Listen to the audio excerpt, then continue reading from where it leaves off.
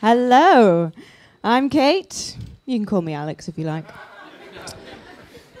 I am a lecturer in comparative and evolutionary psychology in the School of Psychology and Neuroscience at the University of St Andrews. I know. Quite an impressive mouthful. The only one I've had since moving to Fife. I'm interested in what makes men and women different, psychologically speaking. The psychological differences are actually quite like the physical differences. We know that there are physical differences, right? Okay, good. They're actually quite like the physical differences in that sometimes they're so small they're barely detectable. Sometimes they can be very arresting, hit you right between the eyes. Ew. But what's most interesting about them to me is the way that they change, the way that they can shrink or grow, depending on the circumstances and the stimuli. And that's what I've been up to. I've been researching differences between men and women in a feature of personality called sensation seeking. Now, sensation seeking is defined as the desire for intense, novel, and exciting experiences, and the willingness to take physical, financial, social, and legal risk in order to pursue them. Sort of a double-edged sword. People who are sensation seekers are likely to be really fascinating people with lots of great stories to tell, including the one about how they ended up in A&E. Wearing very little apart from a forlorn expression, half a donkey costume, and a bit of singed bungee rope. And if you get together a bunch of people and give them a questionnaire about their sensation-seeking tendencies, you'll almost always find that the men, on average, score higher than the women. And lots of reasons have been suggested for this, and at conferences you'll hear people arguing very passionately about the importance of evolution or culture or hormones or stereotypes. Add wine and a fight kicks off. I hate confrontation. I picked the wrong area of research. But this is essentially how I genuinely believed that I could help to smooth this all over with graphs. So, two colleagues of mine and I decided to get together all of the literature since the late 1970s on sensation seeking, because that's how long psychologists have been measuring it. And I don't know if anyone's noticed, but apparently things have changed since the late 1970s. So what have we got then? Back then we've got political and economic instability. We've got inexplicable national fondness for Doctor Who.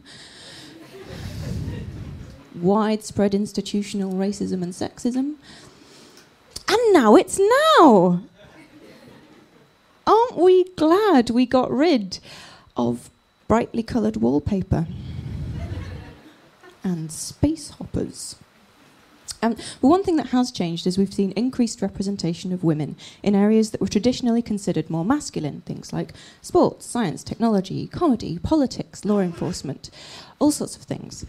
So the question is, as the roles we've been occupying in society have been becoming more similar, have we been becoming more psychologically similar as well? Because that would be quite interesting. It would also be quite interesting if we hadn't. Win-win. So off I go to do the analysis. I love meta-analysis. It enables you to answer the really big questions in science. One of the big questions in science I've been able to address is putting together a spreadsheet. How long can that take? 3.5 years. 3.5 years. 3.5 years. That's 2 whole boyfriends. One of them a complete hole. So, we get together all the papers since the late 1970s. Put them all together. Can we see a pattern in the data? Have men and women becoming more similar in their sensation seeking over time? My answer It depends. You see, sensation seeking breaks down into 4 components. First, you've got your experience seeking. This is your non-risky new experiences. This is trying a new food at a restaurant, exploring a new city when you're away on holiday. Things without so much of an element of risk. Men and women don't differ on this scale, and they never really have. I know. Thrilling, isn't it? Second subscale, disinhibition, what I like to call the sex, drugs, and rock and roll subscale. This is your liking for wild parties, drinking a lot, and sleeping with as many people as possible. In the late 70s, men reported more desire to engage in these activities, and they still do. St. Andrew's academic in Men and Women Still Different, shocker.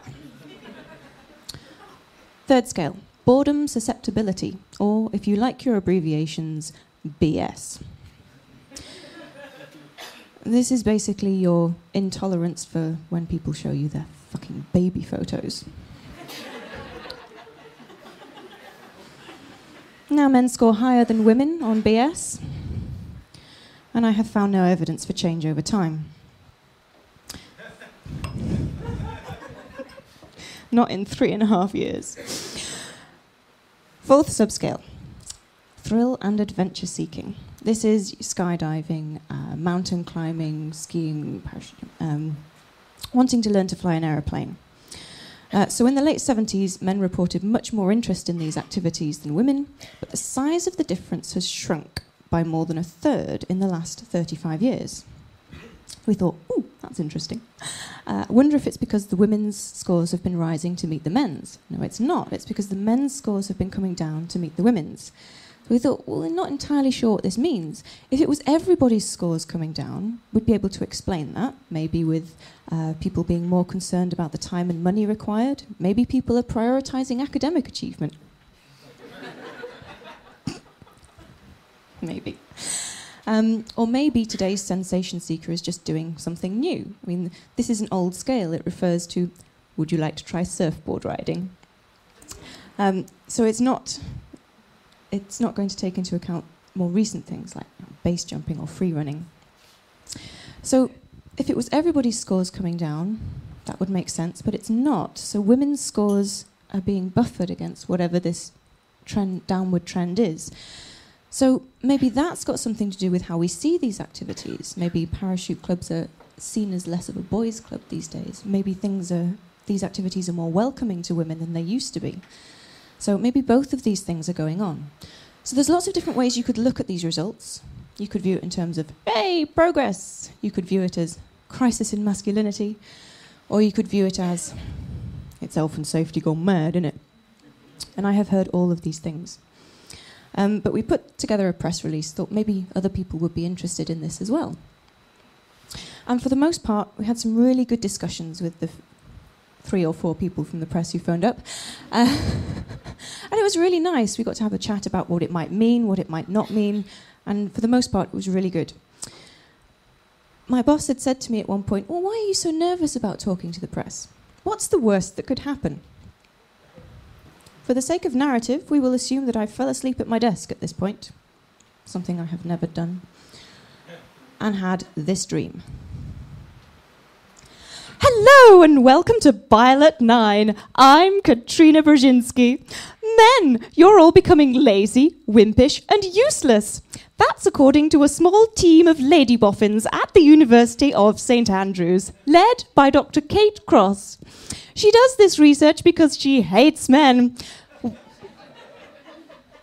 We learned this from looking at a picture of her face on the university website. Look at her, with her hair. We're talking now to Sebastian Winterton, who's out on the street asking men how they feel about the fact that their masculinity is on the slide. How's it going, Sebastian? Well, Katrina, I've just been punched in the face. That's what happens when you listen to scientists. I blame feminism. One witness we only sort of made up says she saw the cardigan harridan roaming the streets looking for men to kick in the shins, yelling, you with the Y chromosome, Why aren't you wrestling a tiger? In fact, we have the curly-haired charlatan on the phone just now. Miss Cross, we've been talking to some real doctors at your local hospital. They say they've seen an alarming increase in the number of young men wearing singed half-donkey costumes being admitted, desperate to prove their manliness by doing stupid things. They say that 10 years from now they will look at the spike in hospital admissions and call it the Kate Cross pimple. What do you have to say? You know that bit in the dream when you realise you're naked? It's the least of my problems. But for the most part, it was fine. So, that's about me, but I would like to leave you, if you don't mind, with a little statistic. This is my favourite thing about my PhD. So because I've been studying the differences between men and women, or sex differences, this has the effect that my PhD contains the word sex 1,421 times. It contains the word orgasm once.